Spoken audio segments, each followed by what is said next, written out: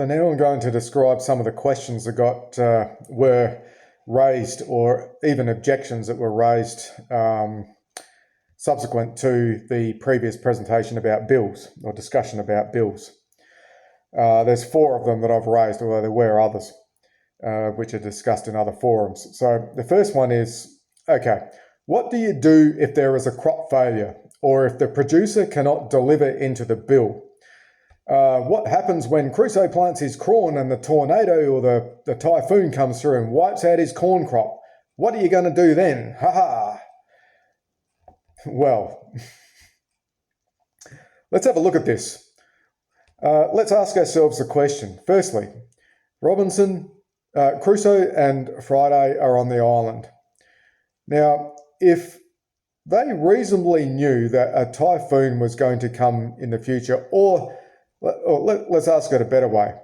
If Crusoe reasonably knew that Friday was, for some reason, likely, or it's even possible that he would not be able to produce the fish. Conversely, if Friday knew that that a typhoon was probably going into the typhoon season, or that there was some other reason why Crusoe would not be able to produce the corn, reasonably be able to produce the corn, would they actually enter into an agreement for them to do so? I would say the answer is actually no, and they would not be producing corn or fish. They would be going out and doing something different, like collecting coconuts, or doing some other activity that would actually have a higher chance of success. So the first point about that is the element of foresight. You do not enter into agreements with people who have neither the means nor the intention to be able to produce. So a lot of issues with that can actually be avoided, and usually are avoided in the first instance at the point of agreement. The second point is that of all the economic activities on the face of the planet, producing a physical good or service is included in the lowest risk of all possible economic activities. It is one of the most simple activities in existence. At the level of risk of the sun not coming up in the morning, you know, if you are going to plant the corn and you provide the right conditions for that corn to grow, it will grow and you will get the crop. Producers can do things to reduce the risk. They can do all sorts of things. One of the things that I'm proposing is, for the bill that I'm about to write, is to plant additional crop to allow for the possibility of some crop failing or it not going quite as well as anticipated. So there are many things that a producer can and must do to make sure that the good in question will actually be produced. But the most important of these reasons why this is not so much an issue is that the producer is motivated to produce by virtue of the fact that he is not producing under demand from the consumer. Crusoe is not going out there because Friday has demanded that he grows the crop.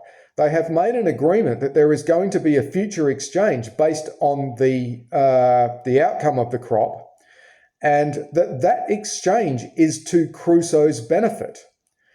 It is not just Crusoe lets Friday down, it's Crusoe letting himself down. When people enter into bills, they are doing so to mutual benefit. Both parties to that agreement benefit from it, and if they don't produce, and for that reason, if they don't produce, they are not going to be able to get what they want. If Crusoe's crop fails and he goes up to Friday and says, well, look, I haven't got the corn. Well, is Friday going to give him the fish? Probably not. So both of them are actually going to go hungry, and they have incentives to actually make the production happen. So I would say of all those reasons, combining all those reasons, the risk of a bill is actually very, very low. And of all the credit instruments in existence, they are actually the lowest risk instrument. You are only dealing with physical factors of production, the fire, the flood, the pestilence, and the drought. Whereas with the dollar system, you are dealing with factors that go way beyond that and introduce way more risk factors than just the actual physical production. But let's advance forward to, let's say they did have the reasonable means and intent to produce, and they tried their best, and they mitigated their risk, they doubled their crop, and they made sure that they had the water and all these other things, kept the pests off it, and the typhoon did actually come, or I don't know, something happened and the crop failed for multiple reasons that can actually happen. What would actually happen then? Well, the answer is that Crusoe would actually go hungry because he would not get fish, and Friday would go hungry because he would not get the corn, although he'd probably eat his own fish, or some scenario like that. Importantly, they would not be able to, the relationship between the two, the trust between the two would be deteriorated, to say the least, and they may reconsider with regards to future exchanges. So that relationship that they have formed based on trust has now had an issue introduced, and they will find that they may not be able to meet their future needs. They will have to go back to self-sufficiency, and that's something that's not in their interest. So this is a matter of integrity and confidence. But I'll also point out that what does not happen in a crop failure, you are not punished as you are in the dollar system. In the dollar system, if you don't pay your bills, as in if you have not produced into an agreement to receive dollars, you can actually be really severely punished through the legal system and by other means. And this is not what free people actually do. There are options to, well, first of all, one I've alluded to is that the final exchange cannot happen. The bill cannot be completed, and both parties to that agreement do not obtain what they originally wanted to obtain by forming it. You can reinstate the credit. So the bill could be extended to a second bill where you could produce extra corn to be able to repay both the first and second bill. You could actually just reverse the bill. But importantly, that people will not be punished. Ultimately, if we want to get what we want from other people, we must offer what we have to other people as well. And the trust is the most important aspect of it, based on credibility. If we do not make arrangements with each other based on trust and integrity, then things cannot be produced. So that's my response to that particular query.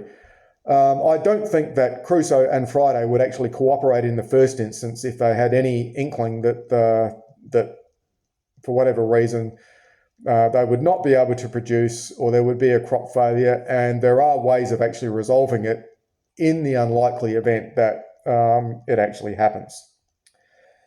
Okay, let's go on to the next one. What if I just bring my tomatoes? We know there's a lot of tomatoes around the place. What if I just bring them in and try to sell them in the market for gold and silver? What will happen? To which my response is either A, they won't sell because there's too many of them. People have already got the tomatoes they want. Or B, they will sell at a very low price. Someone will offer you a small amount of metal for them, as is to be expected. But bills solve that problem. because when a bill is written for the production of those tomatoes, or an agreement is made for the production of those tomatoes, you are not just coming into the market to sell in the hope with produced goods in the hope that they will sell. It is in the certain knowledge that they will sell. And you will not produce a glut of tomatoes if there is a bill market. If people are, when they form the bills, they are actually bidding. There's a cooperative and a competitive process of bidding on potential future production, where the consumer decides how much, how many, and what quality of tomatoes that the consumer actually wants. And it is that process of bidding on bills for future production that avoids that glut from occurring in the first place.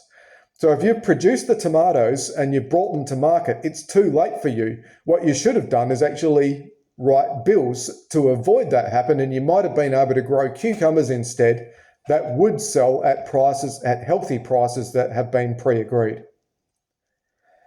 Okay, next question, the gift economy. There are people who suggest that, well, I operate on a gift economy. I don't like to buy or sell things, and I don't produce things for others to demand money from them to buy or sell, because my prices can be bid down, and that can be an injustice to the consumer, and it's demanding people do things, and for whatever reasons they see it as a morally imperfect or not a morally good thing to do, to actually sell things. The first point about that is I don't like to use the words buy and sell, because certainly in the dollar economy, those words are associated with the exchange of dollars for goods and services, which is actually an unjust transaction. So the word buy and sell actually comes with some negative connotations already with it. I prefer to use the word exchange. When we produce things and we bring them to market on a bill, on the basis of a bill, we are exchanging. And that exchange is a completely voluntary exchange. Friday and Crusoe do not agree to things that do not benefit themselves. It is because that arrangement is voluntary in gold and silver that both parties to that transaction, to that exchange, benefit. So by selling something, it's not actually selling, by exchanging something, you are benefiting yourself as much as you are benefiting the consumer. It is an act of service by the producer to the consumer, but it is also an act of service by the consumer to the producer to offer up their metal. The producer does not produce things. They desire to acquire the metal for a range of different reasons, but for reasons judged by them, which are to their benefit. And of course that makes sense. I like to be paid in silver because silver holds its value. So does gold, and copper does to a large extent as well. So both parties benefit. It is not a lose-lose proposition, and we do not overcome that by offering a gift economy. Although it has its place, it definitely does. And the principles behind that are sound as well. The other thing is that a gift economy cannot and will not support large-scale production or anything beyond a small-scale production. It is basically giving out of the excess, whereas what we want to do is produce abundance. And the gift giving cannot produce an abundance. People do not produce in return for nothing. They are not motivated to produce in return for nothing. They are primarily motivated to do so in scale when they get paid, when they receive something of equal or greater value judged by them in return by voluntary arrangement. Again, there's more that I would say about that, but I would like to address that question of the gift economy. It is not one cheating the other to exchange as it can be in the dollar, and often is. It is to mutual benefit.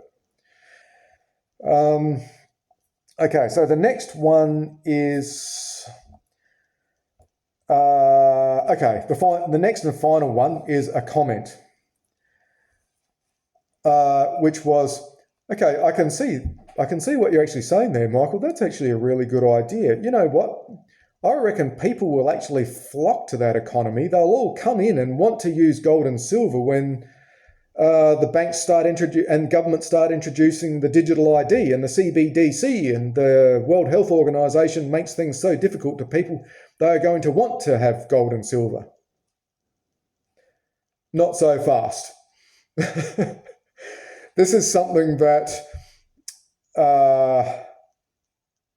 takes a while to get your head around in terms of explaining why. And we need to understand the motivations and the factors, the incentives that keep people in the dollar. The first one of those is that the dollar actually offers a short-term incentive at a long-term loss. We are not so much concerned about what might happen in future as opposed to what is happening now with the dollar itself. It has and does create injustice in the economy. It sends people off their farms and away from sends businesses into bankruptcy. These things are actually happening today, not tomorrow.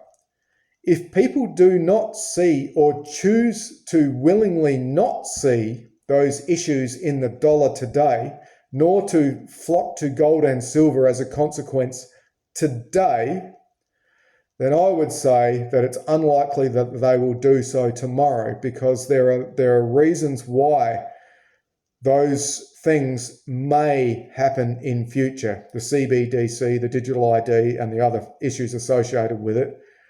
And those issues, why those events may happen, or why the system may be changed to incorporate those elements, are related to the dollar itself, for reasons that I can't explain in detail here. If people are not going to use gold and silver today, it's unlikely they'll do it when there's a digital ID. It's unlikely they'll do it when there's a CBDC. That being said, it's a bloody good idea to use gold and silver and bills of exchange. And I don't want to add too much more than that, because I've elaborated on it at length here and in multiple venues. But willing to take it up with people on private discussion at any stage. So there are a couple of questions and objections that got raised during the meeting, and they are, I think, responses that should be adequate to address them.